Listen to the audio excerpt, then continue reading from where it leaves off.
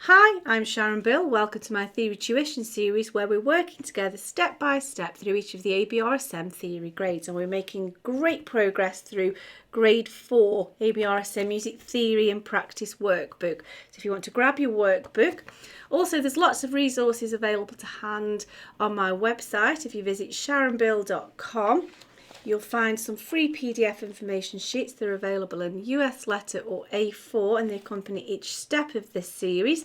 Everything that you need to know is explained within these documents.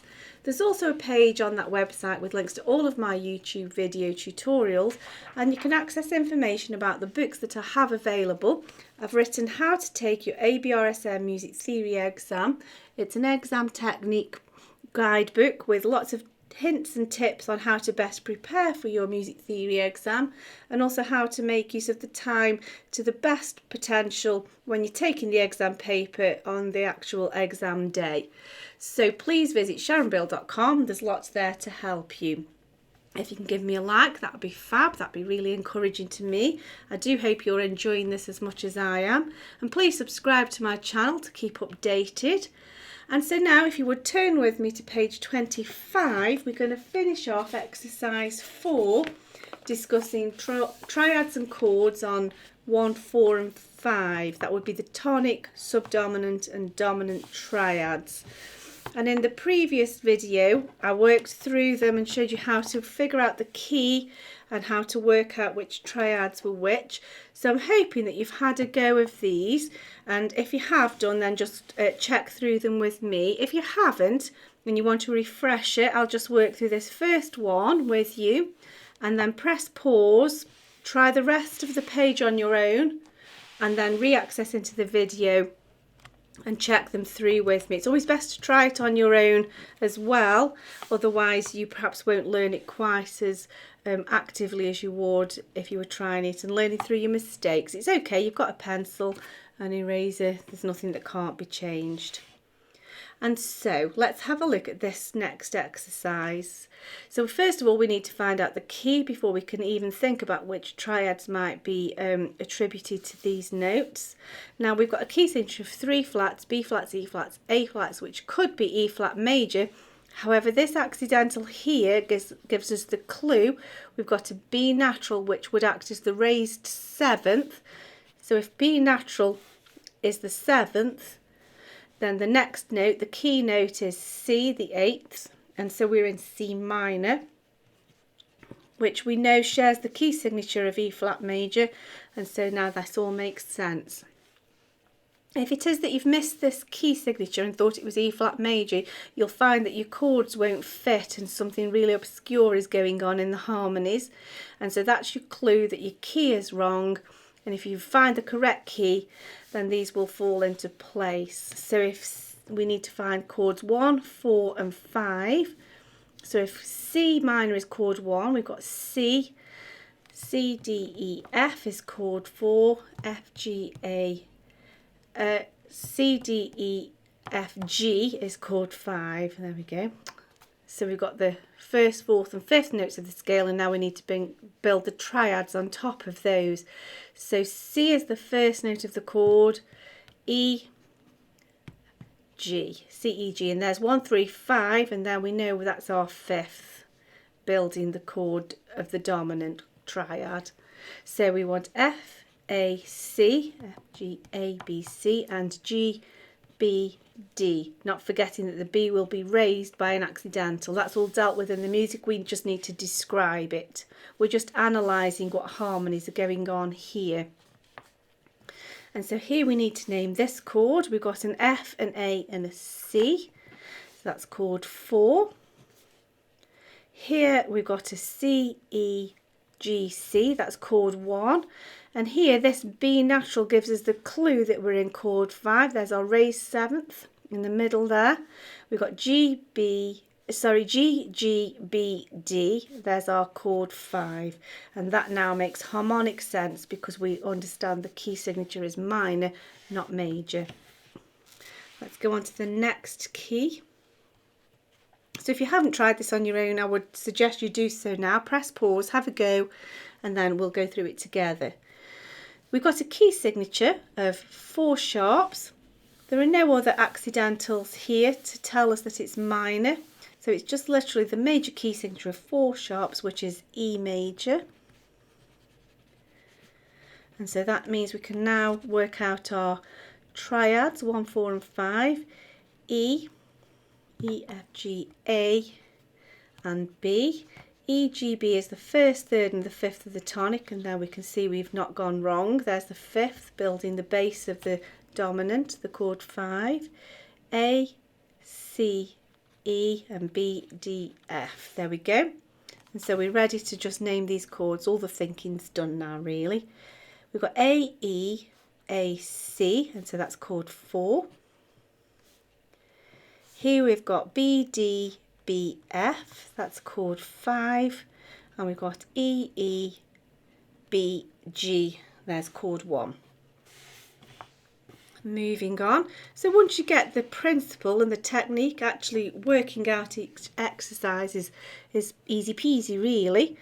It's just getting this first stage of your key and your primary triads written out. So we have a key signature of 5 flats. There are no accidentals to tell us it's the minor key, and so we must be in the key of D flat major. And so now we can work out our tonic, subdominant and dominant. So we've got D, D, E, F, G and D, E, F, G, A. So we need to work out the triads, D, 1st, 3rd, 5th, D, F, A, G, B, D, A, C, E. That's what we're looking for to name the triads. So here we go. Now this one's super low here. Let's see what we've got. Let's count it up an octave. 1, 2, 3, 4. 1, 3, 5, 7, 8. That's a G. And we've got G still in bass clef in both staves here. So we've got G, D, G, B. That's our chord 4. Here we've got a D, D, F, A. There's our chord 1.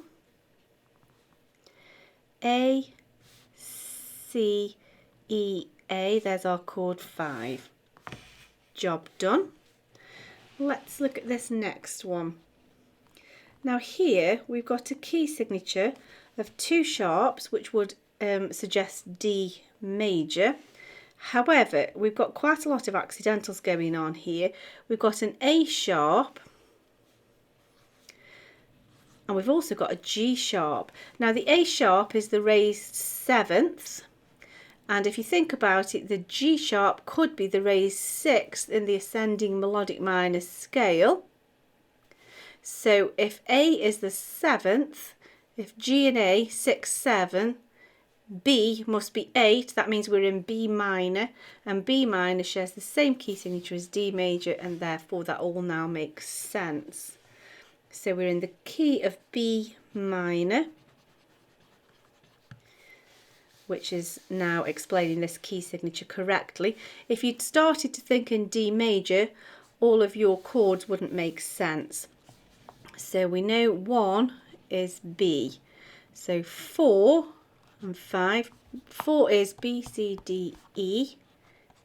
And 5 is F. Of course, your key signature will make that F sharp. So 1, 3, 5 for your triad is B, D, F. And there's our 5th, which is confirming our dominant chord there. E, G, B, F, A, C. And of course, we've got that A is sharpened, which it should be to show it's the major key, the minor key, not the major key. And then we do have an extra G sharp here, which we don't really have to worry about.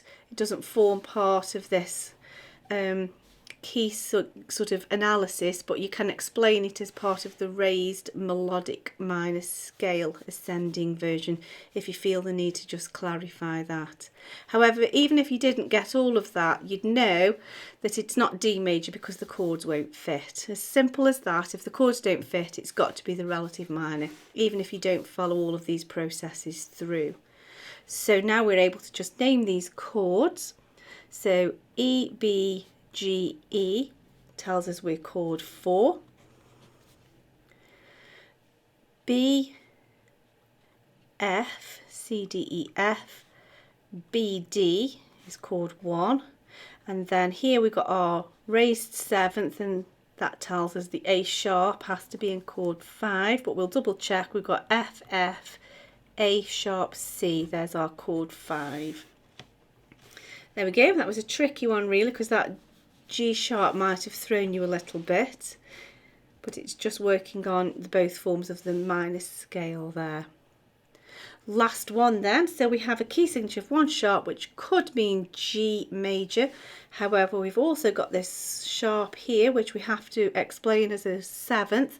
So if D sharp is the 7th, E must be the 8th. If we just step up 1, and we're in E minor, and we know that E minor shares the same key signature as G major, so that confirms it. So E minor. And so we're now ready to do our triads. 1, 4, 5. E is 1, E, F, G, A is 4, B is 5. E, G, B, 1st, 3rd, 5th. There we go, we know we're correct because there's the 5th forming the base of the dominant chord. A, C, E, B, D, F, and your key signature will take care of the F sharps. So all we've got to do now is pop in the appropriate Roman numerals to describe the chords. So we've got A, E, A, C, that's a chord 4. Here we have B, D sharp, F sharp, B, there's our chord 5, and chord 1 here, E, B, E, G, there we go. Just out of interest, it's worth noticing that when you're in a minor key, of course chord 1 is minor, chord 4 is minor, but then that D sharp makes that the chord 5 is always a major chord because of the raised 7th. So even though you're in a minor key, chord 5 is a major chord because of that raised sharp and then the key signature as well. So chord 5 is always a major chord even in a minor key. I do hope that's been helpful to you. It's a very engrossing subject, triads is, and it forms the basis of so much of the harmonic analysis that follows on in music theory in later stages. I do hope you've enjoyed that. If it's helpful to you, if you can give me a like, that would be really great. And subscribe to my channel to keep updated. Please do visit sharonbill.com. There's lots there to help you. Make use of that. Thanks for watching, and I'll see you next time. Bye.